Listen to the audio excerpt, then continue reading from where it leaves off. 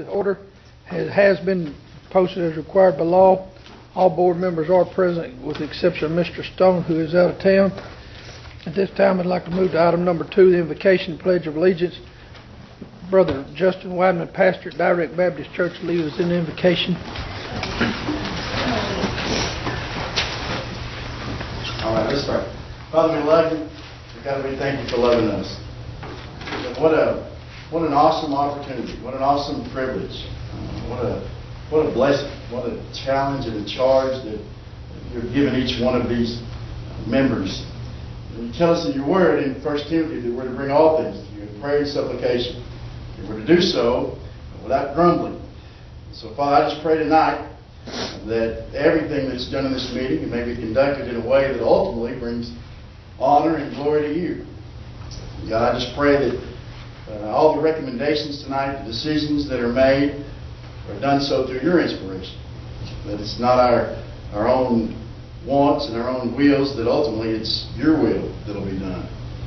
Father, I pray that you allow each one of these members to be good shepherds, good stewards, not only for the district as a whole, not only for each individual campus, but that each one of them will be living, breathing examples. They would be living, breathing testimonies to each one of our young people, our children, that sits in each one of these desks day in and day out.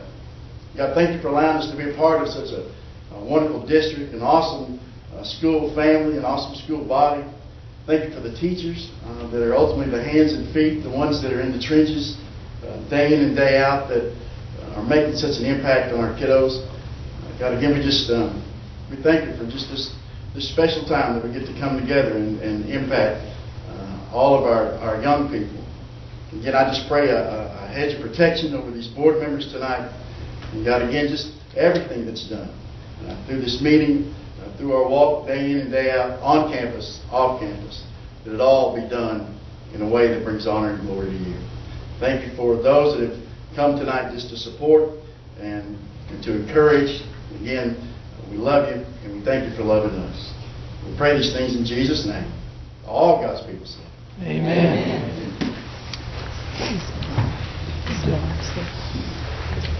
We have our art teacher from Stone Middle School and 2 students will do a quick introduction. Introduce you to the pledge rules for this afternoon. My name is Tina Pike. I'm the 7th and 8th grade art teacher at Stone Middle School. And these 2 girls went to the VASE art competition at the beginning of the month, and they both earned a 4, which is a superior rating. So they have their medal.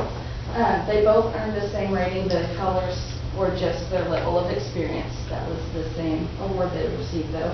And so we just want to brag on them a little bit, and they brought their art pieces that won the superior rating with them.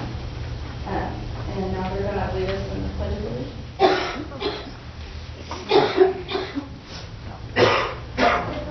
Allegiance to the flag of the United States of America and to the republic for which it stands, one nation, under God, indivisible, with liberty and justice for all. Honor the Texas flag. I pledge allegiance to thee, Texas, one state, under God, one and indivisible. Thank you.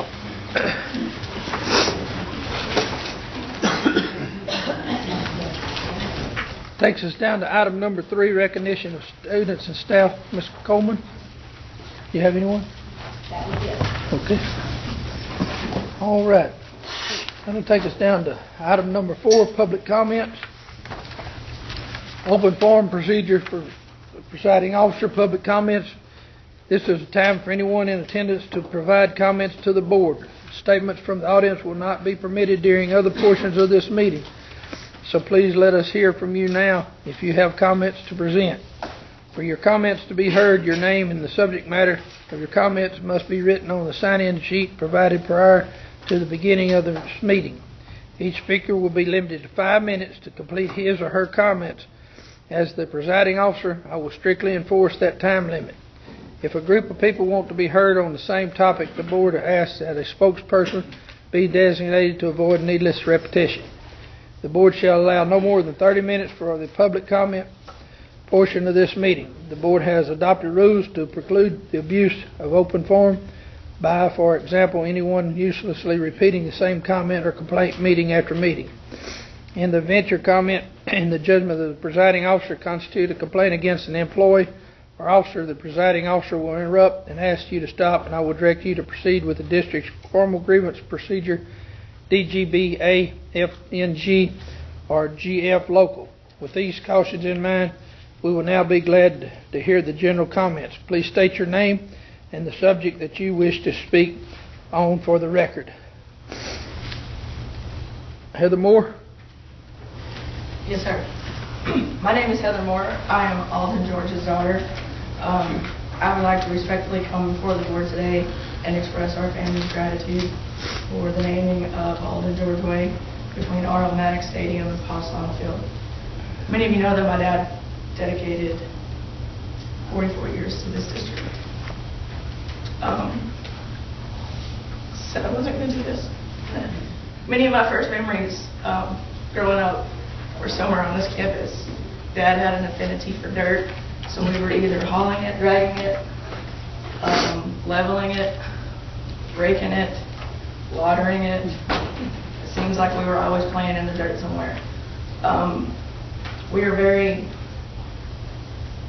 proud family, and if Dad knew I was here, he wouldn't be real happy with me. So please don't tell him I came. It's my understanding that the street is not a public road. Therefore, the sign can be any size that the district so chooses. Because my dad is a big man, if you've ever met him, very large man, and I think he was probably one of the biggest Panther fans ever. So it is my formal request that the board respectfully consider purchasing a larger street sign to honor a great Panther. Thank you. Thank you, ma'am.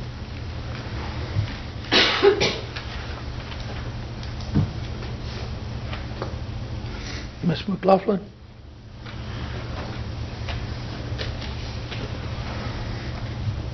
Good evening.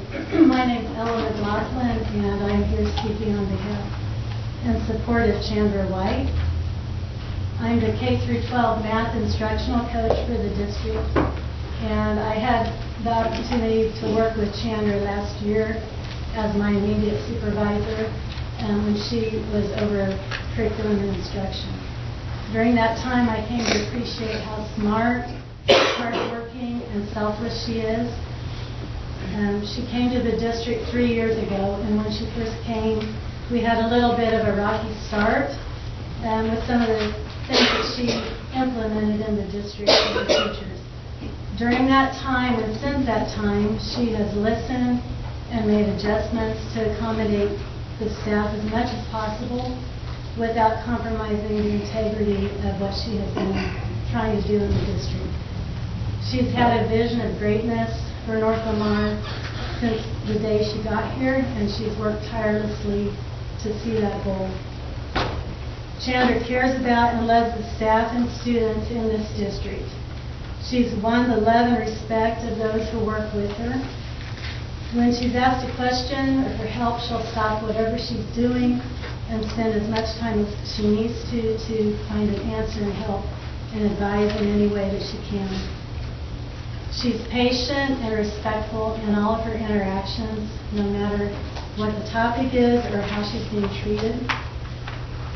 She always keeps our purpose for being here in mind, and that is to keep the kids first in everything that we do and all of the decisions that we make. During the last 3 years, Chandra has been a stable force in this district. She's worked under now 4 different superintendents and with a lot of uncertainty in the future. Chandra has intimate knowledge of North Lamar and how this district works from her experience. She's never had a poor evaluation. She's been recommended for renewal by all of the superintendents that she's worked under. When Chandra leaves, it will be a huge loss to this district. In the audience today, we have many other staff members who are here in support of Chandra. I know we had quite a few others that wanted to be here and were conflicts with the track meet and other things that have come up. We believe your decision that you made not to extend Chandra's contract is not in the best interest of the district. And we are asking you to please reconsider that decision. Thank you. Thank you.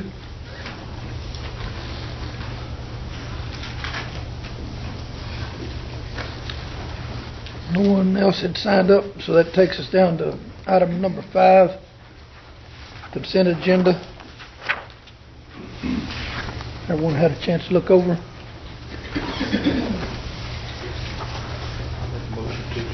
I have a motion by Mr. Richardson to accept. Have a second? Second. Second by Ms. Daughtry. Any further discussion? Being none, all those in favor? Motion carries 5-0. Thank you. Takes us down to item number 6, action and discussion item. 6A, discussion only enrollment. Ms. White? Yes, sir, you have the enrollment counts as of March 7th, staying with the first week of the month enrollment. At the time, we were at 2445.5, which was up 28.5 from the August 17 count.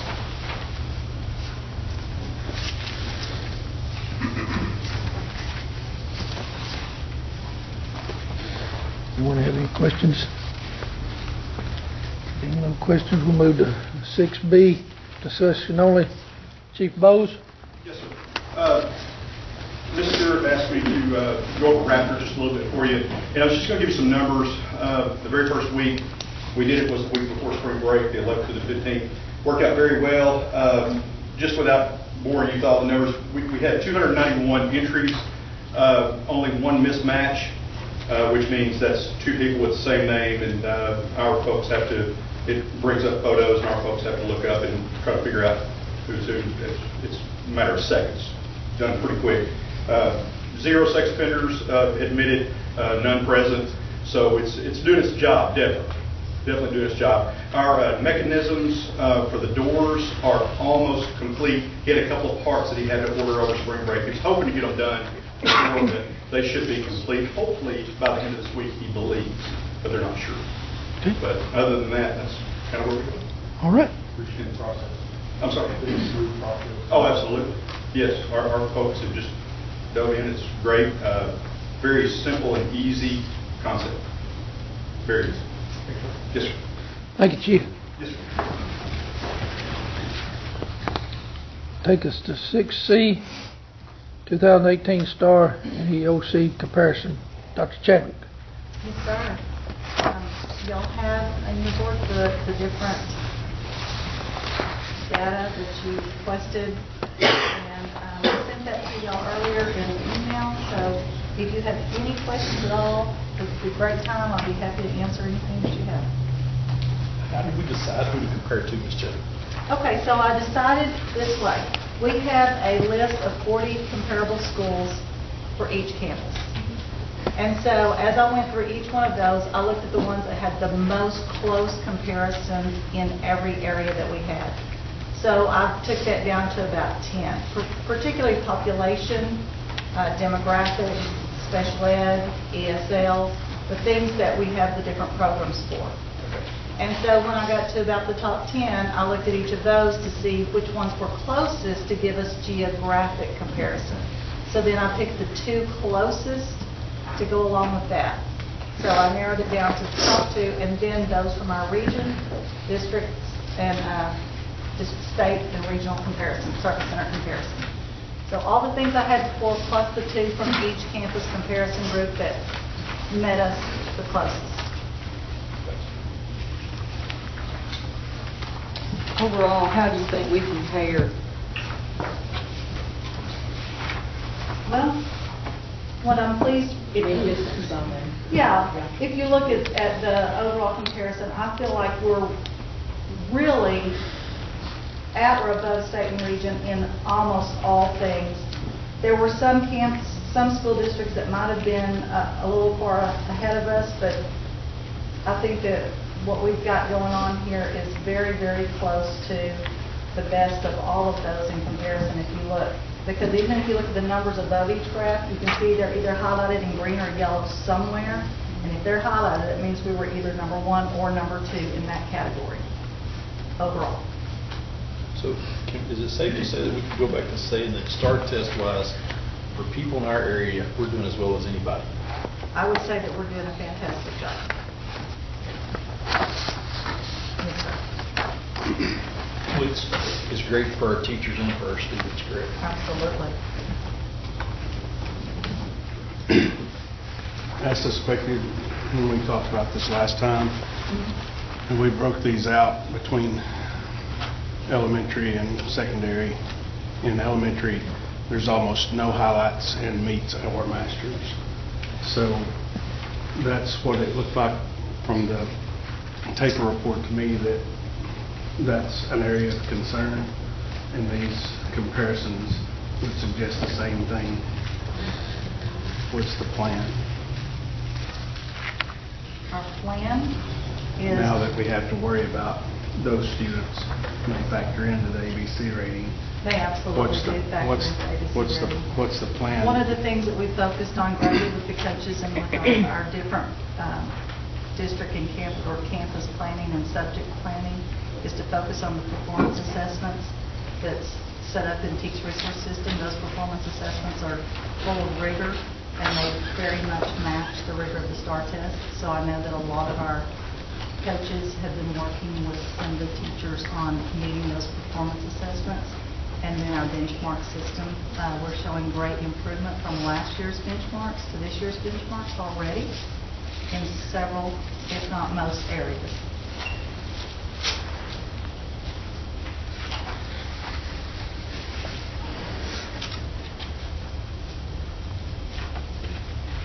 In particular, writing, we did talk about that last time. Writing, we have started our writing initiative. We've done a survey of all writing teachers, K-12 in the district, with multiple responses. And our next phase is to pull a subcommittee from all of the writing teachers together to start working on an implementation plan K-12 so that everybody's speaking the same language and working on the same objective. Do you believe, and Ms. White, you may want to elaborate on this since you've been here longer, but do you believe prior to the ABC rating that we had a growth plan for meets and master's level students in the elementary education area, or do you think the ABC rating is something new that's going to force us to focus more on those students that are passing our... I think any accountability system causes a closer look at your actions instructionally. So the ABC rating may have kicked in a little more concern, but I cannot speak to the historical factor on that. So, I mean, I would say, Index 2 was here. We've had Index 2, which was growth. So that's an area that's always been in play. I think what's amped it up, I think the plan that's in place is making sure we keep an eye on the target and moving kids in all areas, the kids that need to be passing, but also those students that need to be moving further, and I call them the high flyers, so that we're extending other students beyond just hitting pass. I don't think that the new accountability system has changed the ball game. I think what's happened is the A through F rating has enhanced the public's eye to understand more of a system that's hard to understand for those of us in it. And the fact of the matter is that we missed COVID stuff is what contributed to our seat, correct? that did contribute. We can't lose sight of that on that part of it. That did contribute. Yeah, and I'm not focusing on the rating as much as the meets and master students. Now you have to worry about their growth, where in the past it This will be wasn't. the first year we get to do that. I think it just takes a minute to get caught up with that, and I think it shows that we're moving in that direction. From what I can see by the taper report now, we're definitely moving in that direction. Am I correct? Yes, sir.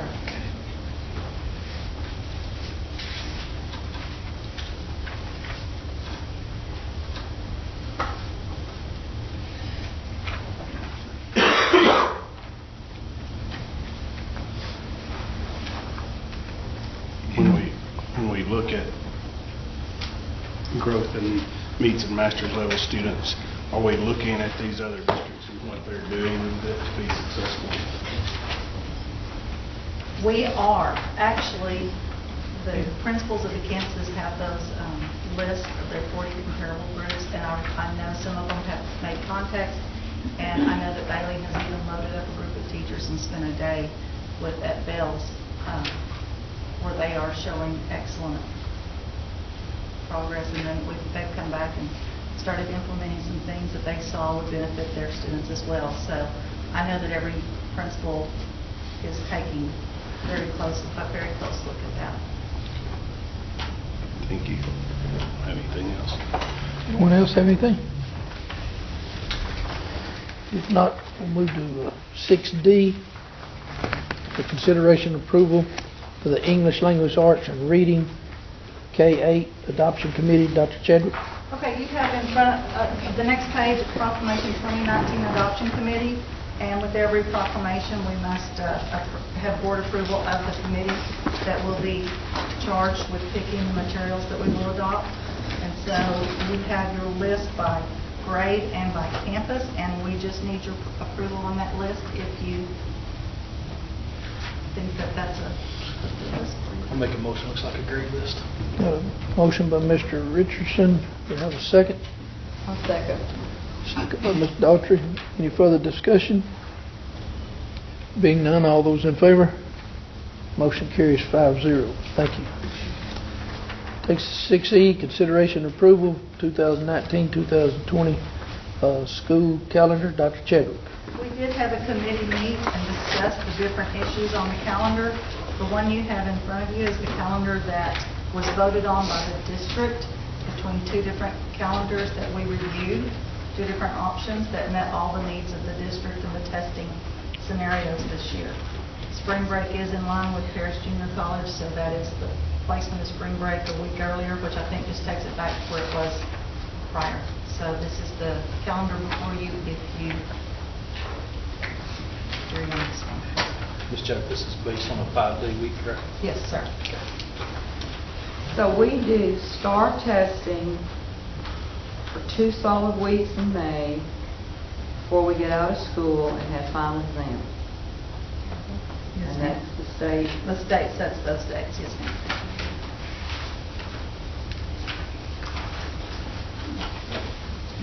It's what's best for kids.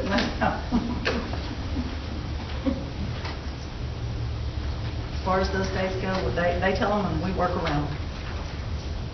And spring break is moving back to the second week. Yes, ma'am. Is there a reason why? That's PJC didn't give us a reason. That's the one we align with PJC because of our classes and. Yeah, I think that's. We have better weather the third week. Yeah. We'll see how it goes for you.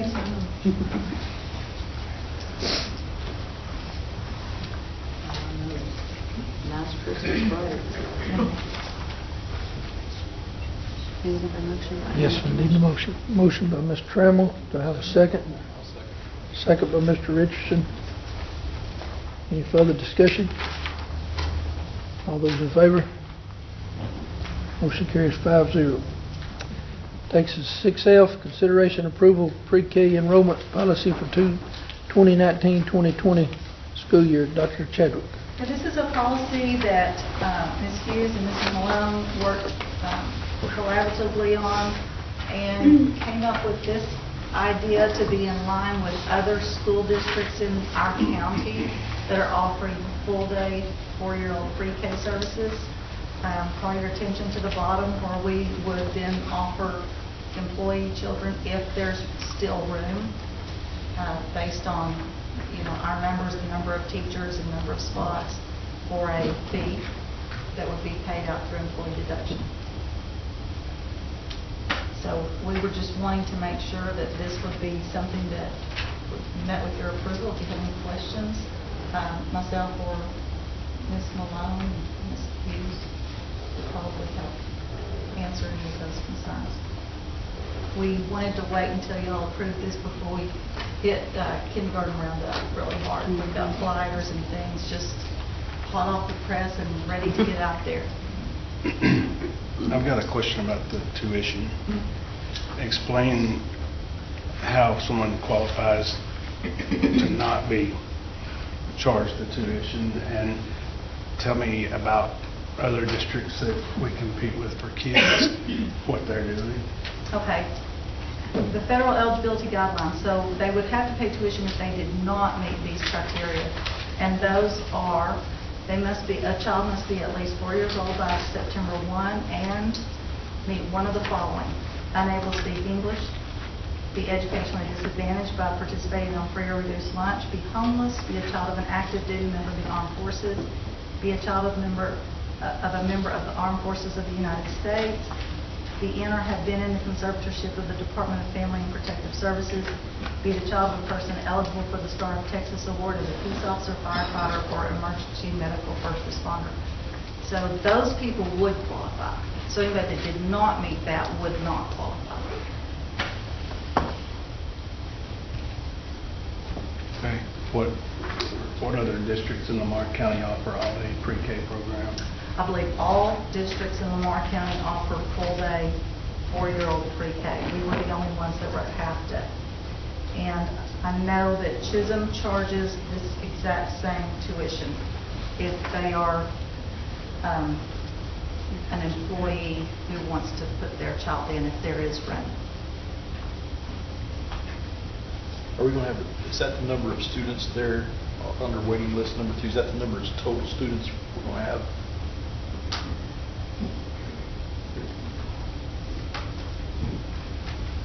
Yeah, would y'all respond to that? We don't have are you talking about like a waiting list currently? Yeah. Mm-hmm. How many are you going to take? How many are we going to take? How many If they all together? If they qualify, we can't deny. So that means we could possibly have to hire another teacher Sure. to go over. Your max in the classroom is 22, and you have to have a adult in a room for every 12 children. So we would have to have 8 in at all times. So 1 teacher And 7 paraprofessionals. Is that what you're saying? No, 1 aide and one parent in the room For 22 kids. for 22 kids. Right. And so if we have more that enroll, then we will have to open up another classroom. So right now you're anticipating 1 class? That's the That's goal what the goal. for part. And 22 for her, you're going to have 2, maybe? Oh, we're hoping for 2. Right, okay, yeah, that's true. So a total of 3 for one. 3 teachers and 3 aides. Gotcha. So back to the eligibility and tuition question. Now, that's listed under employee children only. Right. So what about everyone else? Anyone else who meets the qualifications would be obviously part of the program, can enroll their child. But unless they're an employee, they couldn't if they did not meet the qualifications. So it's really just a perk for employees at this point. So what about as far as a family that's out there that doesn't meet qualifications, our kids just not eligible for pre-K? Right. They would, yeah. So what's the thinking behind that? I mean, what's the benefit to the district for those kids to have to go seek private? You don't get money from the state for that. How much per child do we get from the state For this program? for this program? My question is we're trying to reverse the trend of losing students and grow students. So that was the thinking behind the all-day pre-K. So, I mean, the next year if they enroll in kindergarten, which would be our hope, then it looks to me like you would want as many kids as you could possibly get in the... I don't disagree with you at all, but we do not receive funding for any student that doesn't meet the eligibility requirements. So if we were to open it up, plus we've never had 4-year-old pre-K before, so we want to make sure that we have adequate staffing. So I think, this would be a revisit, be more than happy to revisit this in the following year if we've done it for a year. But right now, we're just focused on doing a slow roll startup, so to speak, So you're getting any state funding for these kids? You get half a day ADA right now. There you go. Which is You why are we funded were half a half-day. It is at legislative session right now. It's up for legislative, I guess, process for full day right now. Right now, with us running it like we have it, we will break even. With our current enrollment, opening it from half day to full day and benefiting the students that we currently have. So at 66 students, that's what you're saying? Correct. We would That's why we break, came to those numbers. just Yes, break sir. even. Yes. But if the state approves all day, You then- still have the eligibility requirement. but to then meet we the may funding. get more funding. You will get, yes, it'll go from half day to full day, which Funding. would then, you may have some revenue surplus coming in at that point. But you better, right now, we better figure that we're not going to get anything, because if you get it, for years, we've been trying to get money out of the state, and we haven't got Correct. any yet. So going from half-day to full day and only getting funded for half-day means we're actually giving part of what we've got to help support that need here for a full day. Because we do know for a fact that some of our students that live in our district or transferring to other districts that are offering full day. So we're trying to meet that need. Well, I understand that you kind of have a soft rollout on this, but in future years, I would like to look at the possibility of offering it to all students. And, you know, or is anyone doing that? And if so, what's the tuition for doing that? I mean, it stands to, the ones that qualify, you know, due to socioeconomic status or whatever, or, you know, those kids are probably the ones that you're having to be more intensive with their education and worrying about the test anyway. And then these other kids that we're turning right away and expecting to go to private, to me, those are the kids that's going to be in meets and exceeds probably because they're getting the help at home. But you, It's hard when you go tuition-based at that level. What happens a lot of times is your support staff to handle the tuition, what you do for parents that don't pay the tuition. With the employee tuition-based, if you're doing a payroll deduction over a course, then that's, of course, looking at a perk for your employees and a benefit to them. And then the other is, if you do roll out a tuition-based, again, how you collect the tuition, ramifications for not collecting the tuition, where you are with your funding, with your staffing, how much that student is costing you in an allocation, where's your breakdown before it's actually you're in a negative. So it's kind of a balance on the finance side. I agree, but and that's where school finance and business is different. I mean, in school finance, we get too worked up worrying about how we're going to pay for it this year. In business, we spend money in order to make more revenue in the future. How many more kids do y'all expect to enroll in kindergarten because of going to all A? If we carry all of those over, it would be, I don't know, probably another class at least.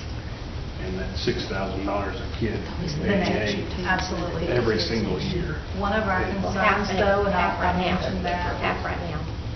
Yeah. Well, unless it passes. what is being at capacity at Higgins.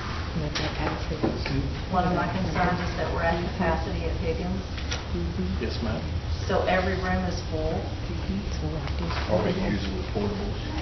We are using the For portables all of for staff. some special programs, and Ms. Malone has already made plans to, because of this full day, moving some other programs out to the portables as well, because she is maxed capacity right Which is a now. good thing. It's a good thing. That's why I feel like we kind of need to be a little soft on this rollout until we know we'll house students to get a large got influx. Plenty of room to At that house end. students in portables, correct? Yes. Listen, I'm going to say this, and you know this, you live this. This is the way you build a school district up. When you We're more make than happy. when you open the entryways at the young age and get them started, then you grow the school district back. You grow your numbers back. Agreed. You know, so this would be a good problem to have. When we start talking about teachers and aides, okay? Contrary to what our thing says, because we're adding classes here, right, what our study said. Right, that's something to know, hey, we know what it says, but we're adding here, right? If we add 3 classes, about what kind of expense are we looking for the school district?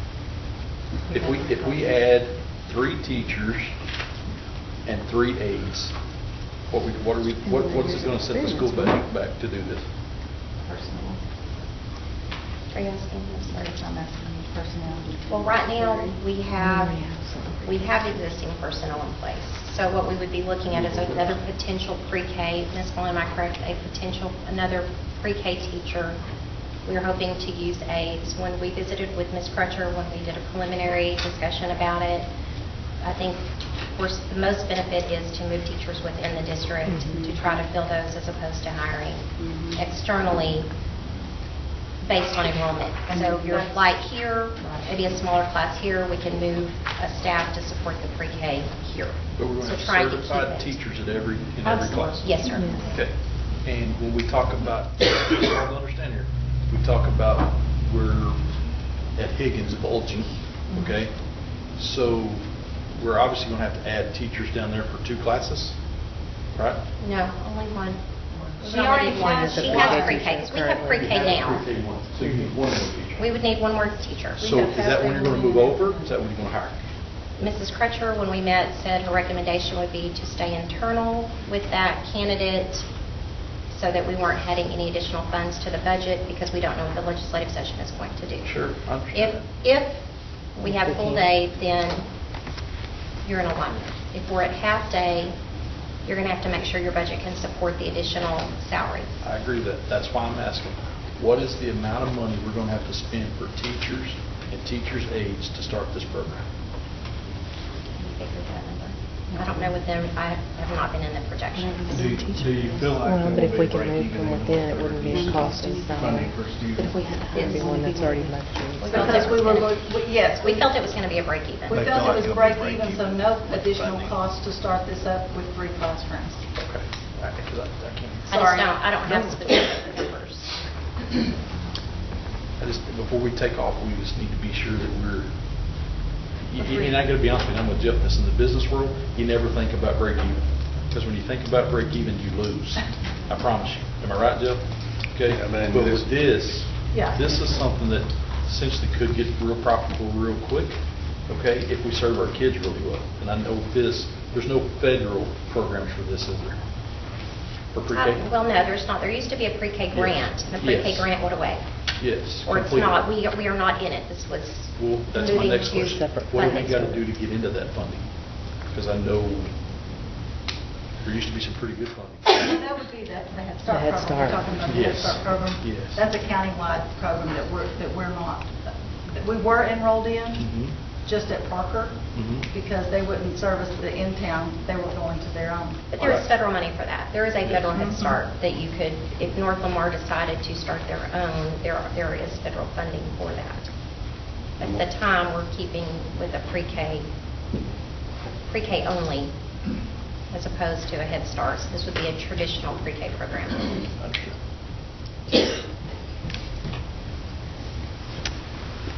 Any further questions?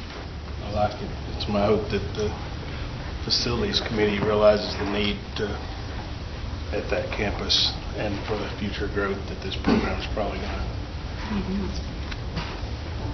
cause. That's all I've got. Have a motion on this? Motion by Mr. Richardson to have a second. Second by Mr. Martin. Any further discussion? Being none, all those in favor? Motion carries 5-0. Thank you, Dr. Chadwick. Takes us to 6G, consideration of approval allotment at the EKS certification for 2019-20.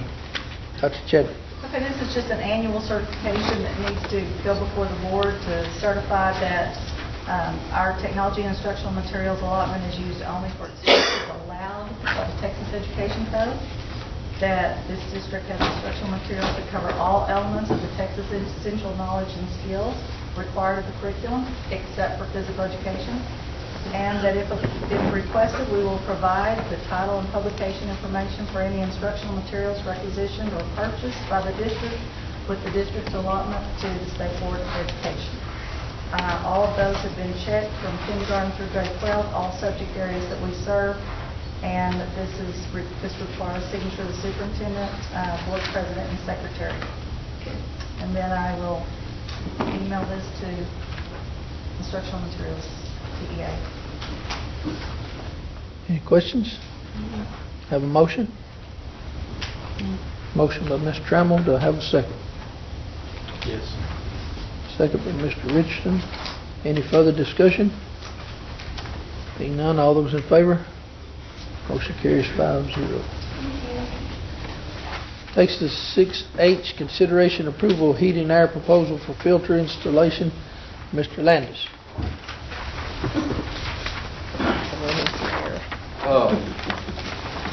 Back when y'all went to the bond election, we had some units that had went down, okay, and they hadn't been replaced. Okay, there's two at Higgins and one at Parker. The one at Parker is the one that Jimmy used, okay. This is what we were talking about the other night. Yeah, that's a committee, I think we talked about that at Parker and Higgins. Normally we have stuff like this in the budget, but this year we use a lot of our miscellaneous contracted funds to do other things that we have to take care of in the district, so I don't have it in the budget to do it. We're talking a little over $7,000 a piece at Higgins and $16,000 at Parker. Parker, that's bigger.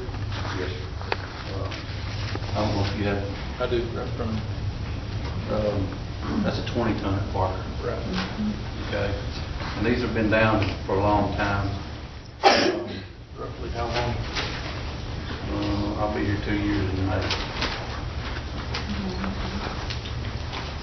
So these were back here when they were having the bond election, which is before you and I voted. Yes. They elected not to replace it because they were going to do it through bond funds. Right, that was the thing. So, and hasn't got done since. We need the bigger one because of the gym. Gym? Yeah, that's a gym in Parker, it's a 20-ton. Is it just a gym, or is it gym, cafeteria? This is just the gym and the stage area, and then we have another 20-ton on the other side of the gym. And the ones at Higgins is the cafeteria. One is the cafeteria, the other one does half the cafeteria and half the kitchen. The kitchen hadn't had any air 2 years.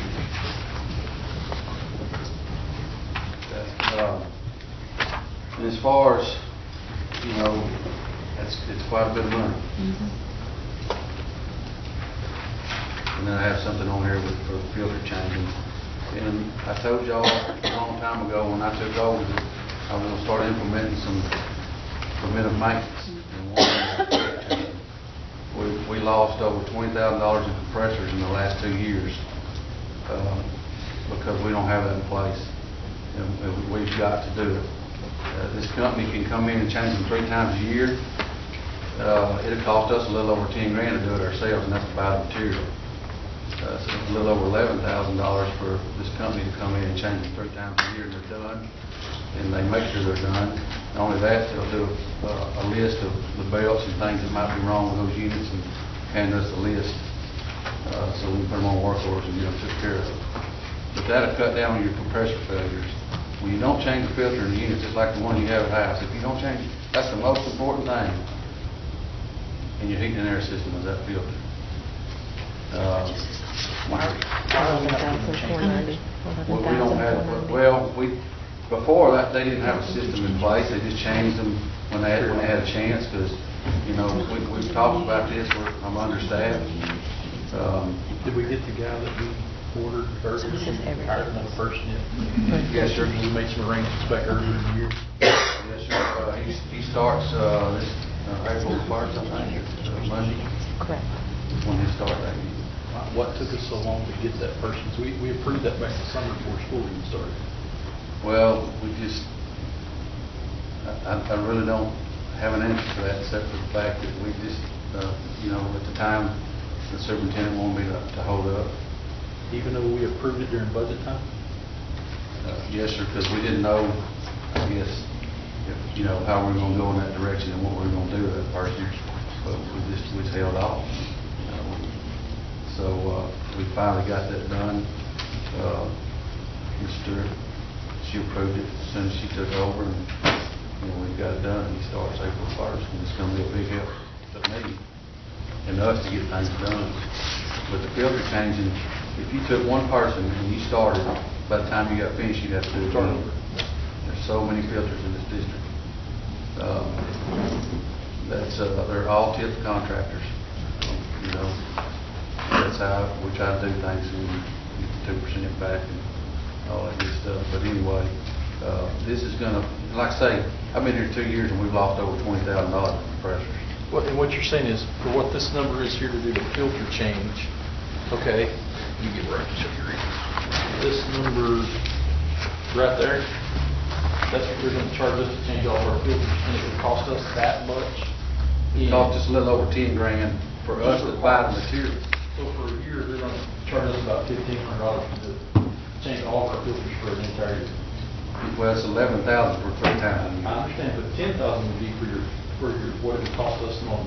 Yeah. Right? Okay, so if we're doing it ourselves in-house, it's $10,000 for the parts plus somebody to do it. Yes. Okay, so for essentially $1,500, we're gonna change our filters all year long. Yes. Am I right or wrong? No, right. Okay.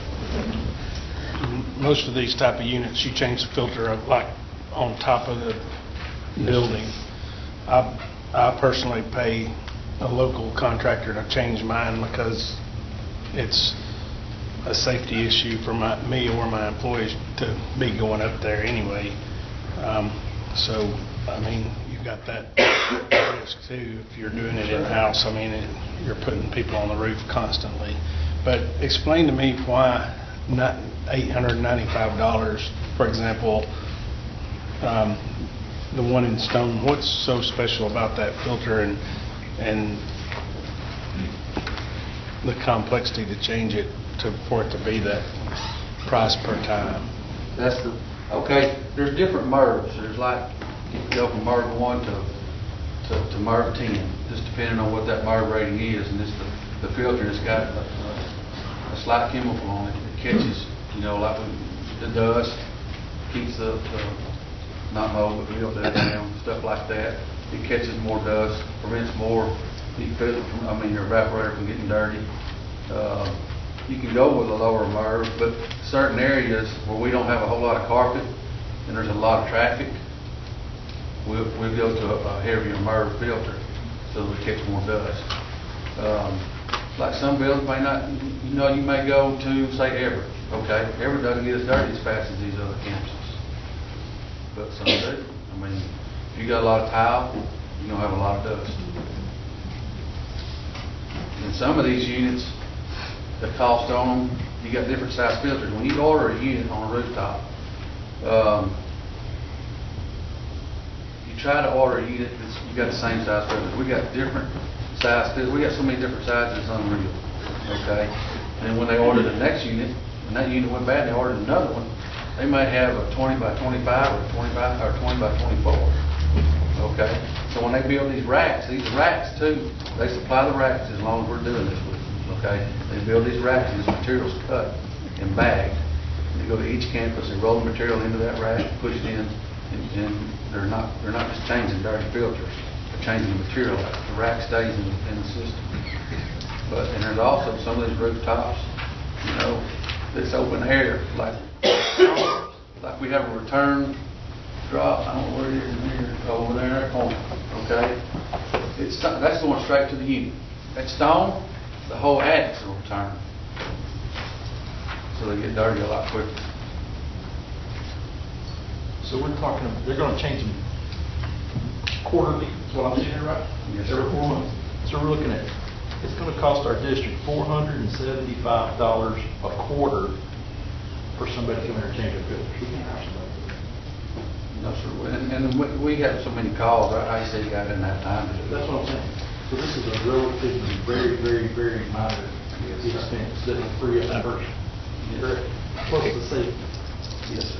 Explain tips. I understand the 2% back, but I'm in the restaurant business, and recently they've had a push to try to get people to sign up, and the vendor is very aware that they're going to pay that 2%, and they make sure that they're charging it. How does TIPS guarantee that this is the low bid? Well, here's the thing with that, if we send them an email, TIPS, anybody can bid on this, okay? Most of them won't. There's only a couple companies out there that do this. Some of the local guys do it, but they won't do it on school because it's too big. They don't have enough manpower to do it. You got Paris there and Jamar, even there, you got a bunch of them out there, but not that they're not, they're not go through TIPS. So in the end, when we turn the invoice in to Ms. Miles, it's turned into TIPS. And like you said, they pay that 2%, and at the end of the year, if we keep doing that, then some of it comes back our way. And yes, you're probably right, they probably cover it in the end. But what I was looking at was the total cost. So what would it cost us to do it, just buy the material, not just that alone. We cut down on our compressor pressures, make sure they're done, the air quality in the buildings, that kind of thing. $175 a quarter versus what we're looking at right here buying compressors. Am I right? Oh, yeah, the first year is going to save us money because we'll cut down on compressor pressure, because if I showed you pictures of some of these filters that's been left in these units, I got to say, Ms. Kelly, to change subject here, I would like to say that we budgeted and we went through this 10 months ago so that he could have another employee, and it took us 10 months to get that employee hired. That's not acceptable. That's absolutely not acceptable. I'd just like to put that on. I got to be honest, I'm a little aggravated with, we do things as a board, and this board gets blamed for everything bad wrong that goes wrong in the school. But to go 10 months and he was hollering he needed help, and 10 months ago, by my figures right here by this board book, we okayed to put another person in on his staff, and it took us 10 months to get him hired. I got to be honest with you, that's totally unacceptable. Well, here's the thing. It's not just that person getting hired in grounds for athletics. It helps athletics and stuff we got to do that we talked about before. But, we've got groundwork to do. It's good in the building right now. We don't have anybody sitting down there to do it. Because we hire somebody. Right. So that's going to help out. It's not just athletic grounds it's going to help out. It's going to help out in a lot of places. So you're already over budget, though, even without having that person hired. So does anyone want to tell me where the over budget money's going to come from? Eventually we're going to get a budget amendment to come out of fund balance. Yes, sir. And normally That's not because of this, but we budgeted for this back there when we was doing it. But he's over budget. From other things, not for this. But that money's been spent. Repairing buildings that haven't been repaired. That's what I'm saying. It's been spent, though. Yeah. That's why they haven't hired it, because they're spending the money on other needs. I don't buy that. Well, you're talking about Maybe that we one stay in- specific line item we're talking about is 125 we start out with the year. Okay, I spent a little over $50,000 on this entryway, and the one at Stone's, I didn't have budgeted, so that come out of my regular budget. I would have had the money to cover this. And as far as I know, we hadn't done a budget amendment for those two projects, because that wasn't in the budget when y'all agreed to do that, when Dr. Adams brought it to you, and I've never gotten that money back. So normally, had I not spent the money on those two projects, I would have the money to cover these and the compressor change bills. Because this is a budget amendment for $42,140 if you add them all up, right? Somewhere around So we're pretty close. And there's no budget amendment here, so for that amount.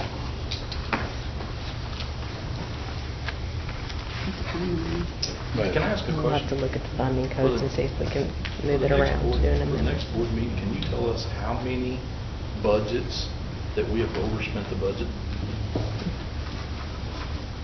And we'll probably find a lot of our questions.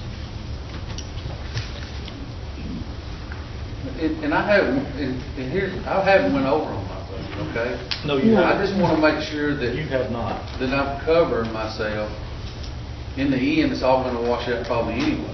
But I just want y'all to know that this may be a budget amendment if y'all agree to do it, because I spent the $51,000. Well, that's the thing in the past. You get these things to approve, and they sound like you need them and everything else, and then 3 months later, you get a budget amendment to come out of fund balance. But that hiring that person does not come out of fund balance. In the end, it may come out of fund balance. He spent the money for that person. He has spent the money for that person. His department has, and this will be part of it. On the orders of the former superintendent, he did. He spent the money, Ricky, on other things. Because he was told to. Well, that's not his fault. I'm not blaming it on Rick. I mean, you and I both know we could spend $2 million repairing stuff right now that we need, but you can't take it out of fund balance to do it. That's my point. The reason why that person hadn't been hired is because of all these other things, and now this. I think you'll find out there's some other problems as we go forward.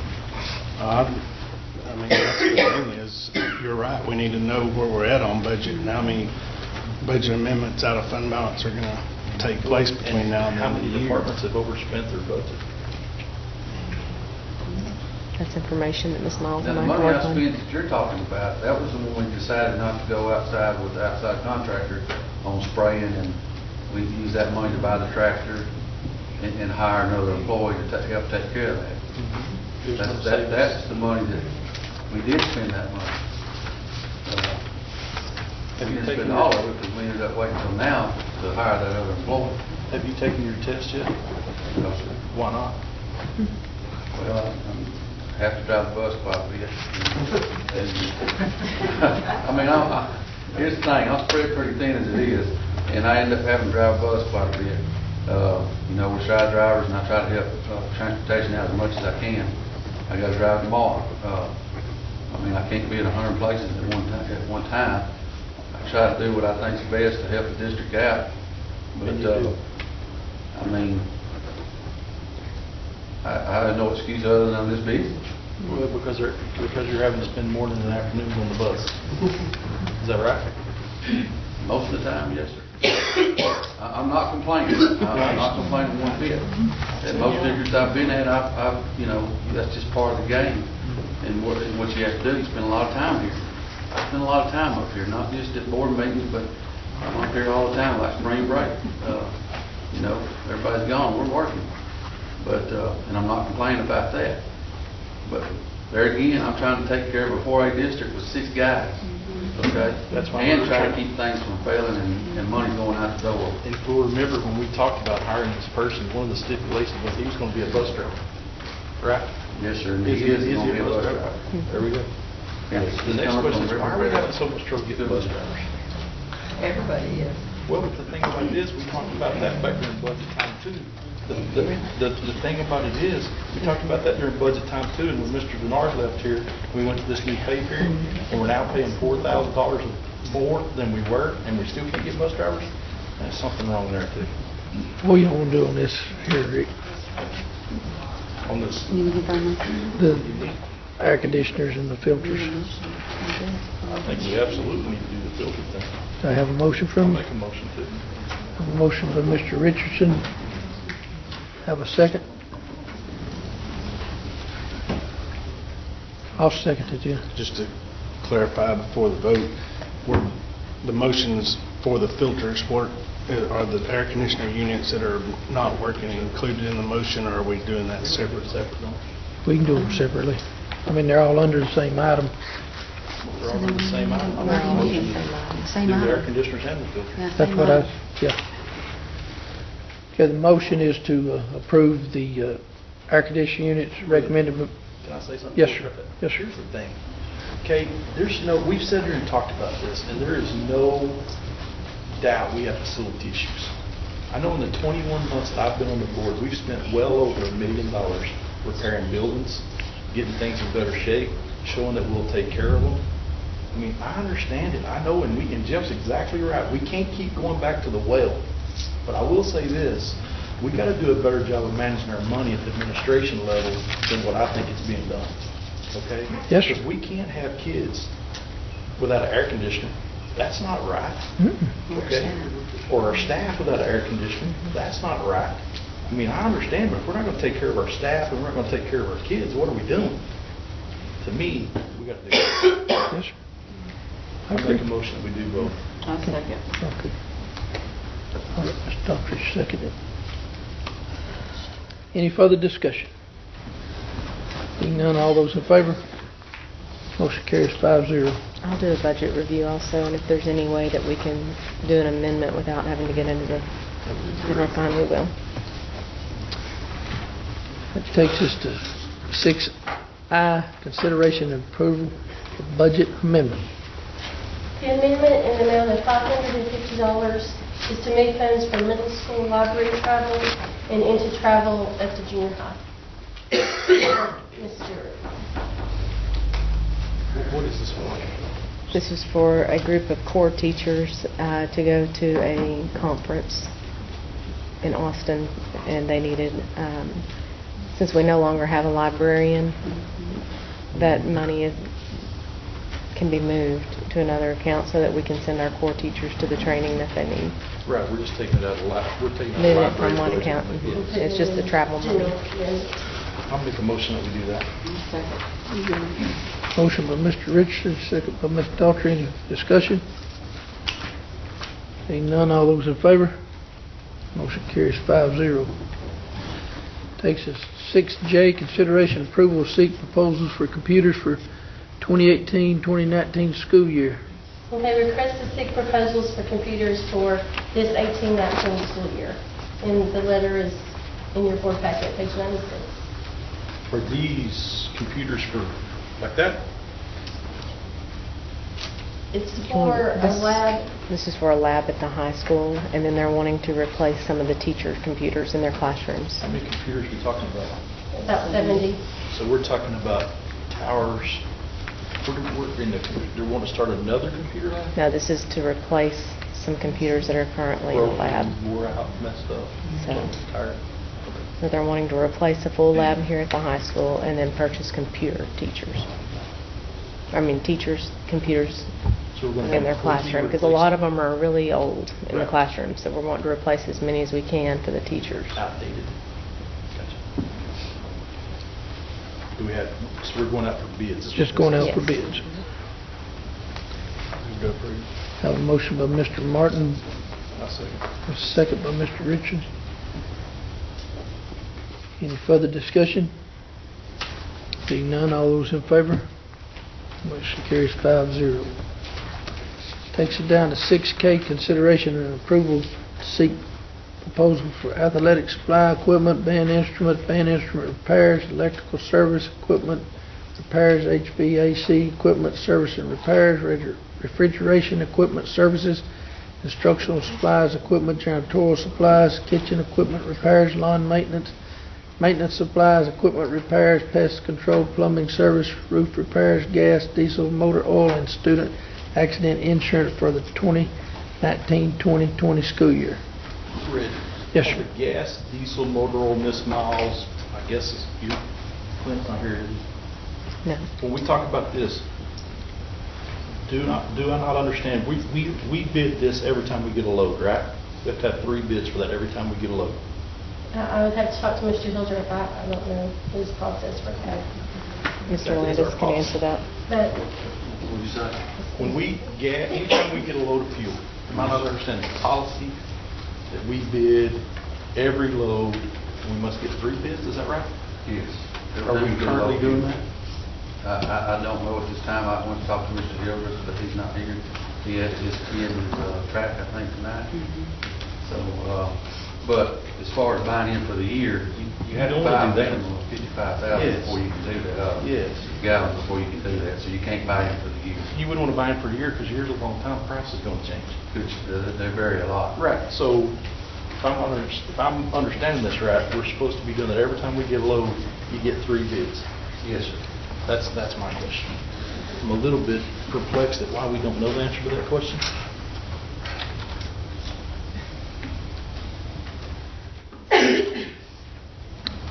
This is a, just to seek proposals. this is on this time, every single year, we have this list that we approve. I move to approve. Motion by Mr. Martin. Can I say something? Listen, we've never had gas, diesel, or mobile before. I was asked to put this on. I asked. You asked to put it on? Because we've never had it on there before. We've always talked about it afterwards. Hey, is this what we're supposed to be doing? It's not a problem. It's my understanding through our policy, we're supposed to do it on every load just to make sure we're getting a good price. I'm sure we are. I don't even know who does ours. It doesn't matter. I just want to make sure we're doing it. Yeah. And that's something that you can get us more information on. Yes. I know in the past when diesel got so high, when you bought as much as we do, a lot of times people, they'll do hedges and stuff like that where it, helps you project that and stuff, but we can just even know if we've been bidding. get more information for next meeting. I have a motion by Mr. Martin. Do I have a second by Mr. Richardson? Any further discussion? Being none, all those in favor? Motion carries 5-0. I'm sorry, so we're going to leave this on here? Yes, Okay. ma'am. For the year? Okay. No, we're not doing it for the year. No, We every want more This information. is for the year, so I need to take this. What we're saying is we want to first of all find out, are we getting a bid on this every load like we're supposed to? Are we getting bids at all? Okay, we don't want to bid it for a year because there's too much shakeup in the price.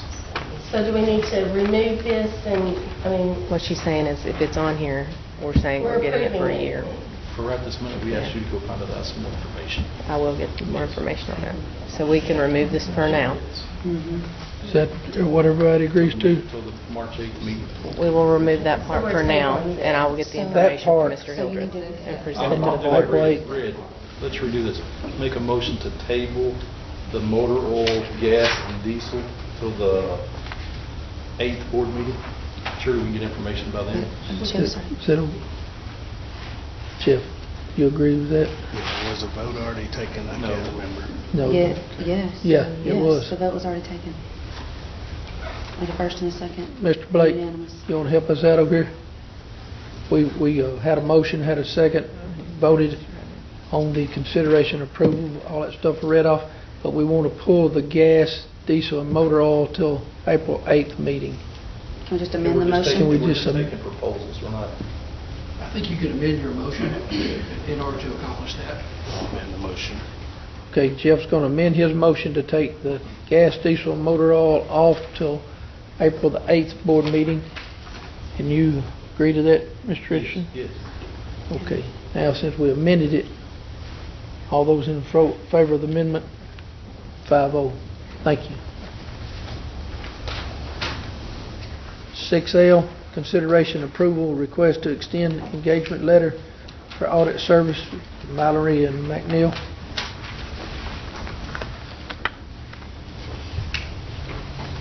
This is the second year to extend this contract.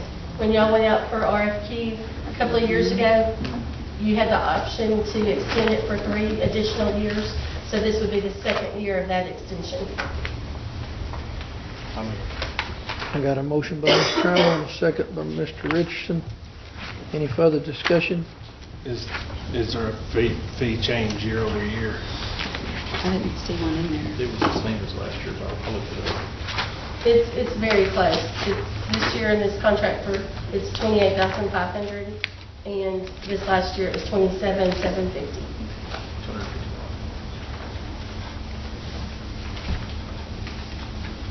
I remember requesting for that to go out for bids, but I don't recall, unless it came in on a meeting that I was absent, I don't recall ever seeing the bids on that.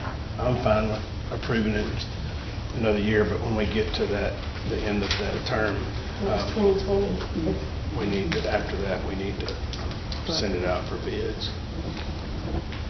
Any further discussion? Being none, all those in favor? Motion carries 5-0. Takes us to 6M, consideration approval appoint board member to serve on Teacher of the Year Selection Committee for April 18, 2019. That has been tossed around, I think, between everyone. If nobody has a problem with it, I'll take that this year. Who all here has done it before? I did it last year. Have you done it? Have you done it before? Have you done it? I've never done it. Oh, but- okay. But Well, somebody else can have it. I thought everybody had already had it. I'm fine with you or Sheila, either one. You want to shoot it? Joe, you. No, I mean, my bandwagon is loaded. I mean, okay, all right. Red, you got it? Well, you gotta make a motion. I'll make a motion. Second. Trammell It really is a cool thing to and do. Richardson. I've done it at another district before. But all those in favor? 5-0. You find out a lot of neat things about your teachers. 6N, consideration approval of donation from Kiwanis of Clover Parish. Okay, the Kiwanis Club donated $400 per campus to all of the principals, and so we're going to need approval to accept these donations, and the money was donated for the principals to utilize it however they saw fit on their campuses. Make a motion to accept the donation. I'll second. Motion by Mr. Richardson, second by Mr. Daughtry. Any further discussion? Being none, all those in favor? Motion carries 5-0. It takes us to item number 7, Superintendent Report. Okay, on Thursday, April 11th, the Northeast Texas School Board Association will be meeting at Region 8. Dinner will begin at 5:30, and then the training will take place from 6 to 9. So if you could just let me know if you plan on attending. We'll leave here around 4:15 to go to Region 8. Repeat that date. It's Thursday, April 11th. Be going. Okay.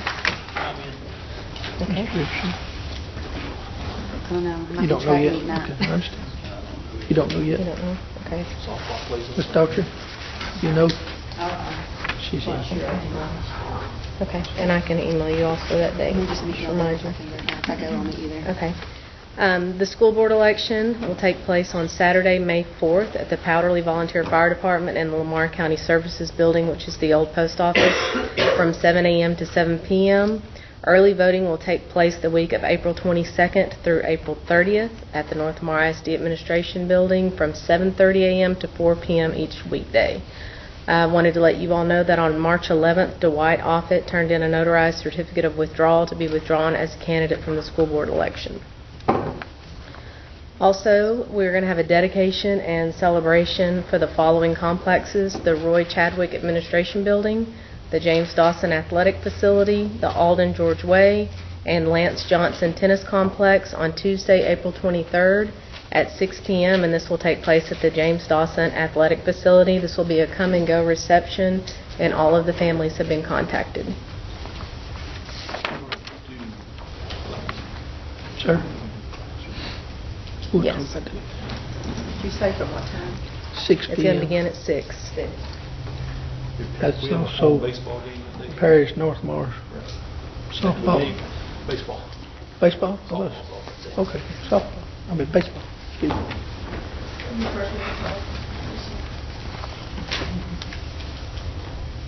Back to item B. You said he withdrew. What about the deadline for on the ballot? Did he? He met it. He met the deadline.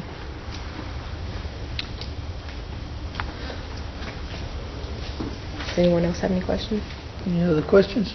If not, we'll move to item 8, which will be executive session. The board will conduct a closed meeting in accordance with the Texas Open Meeting Act, Texas Government Code, Chapter 551, Subchapters D and E, Texas Government Code, Section 551.074, Personnel Matters, Appointment, Employment, Evaluation, Reassignment, Resignation, Retirement, Duties, Discipline, Dismissal, Complaint.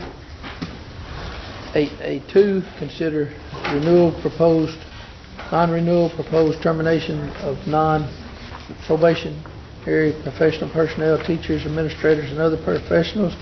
8A3, conduct level 3 hearing on appeal of a decision regarding student or parent complaint grievance, Texas Government Code 551.071, private consultation with the attorney and receive confidential advice.